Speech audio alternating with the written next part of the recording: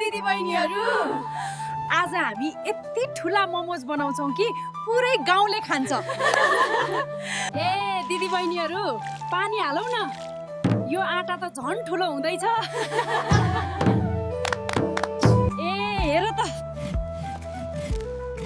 कति ठुला तरकारी छन्, यो त मोमोजका लागि एकदम ठिक छ। छिटो गरौँ दिदी बहिनीहरू, सबै तरकारी गाडीमा राखौँ, रमाइलो यात्रा सुरु हुन्छ। कति रमाइलो छ है, यति ठुलो तरकारी लिएर गाउँ घुम्दैछौँ। ए दिदी बहिनीहरू, राम्ररी धौँ है, यति ठुलो तरकारी सफा गर्न मजा आइरहेको छ। ए हेर त कति ठुलो टुक्रा। भयो।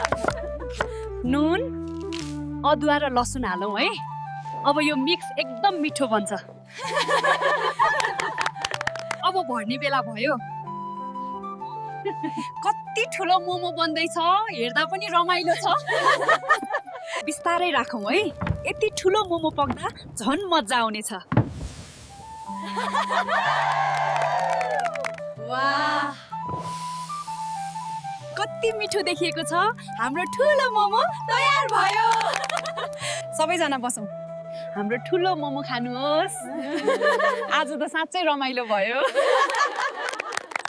आज त भोज पनि भयो, अब नाचेर रमाइलो गरौँ।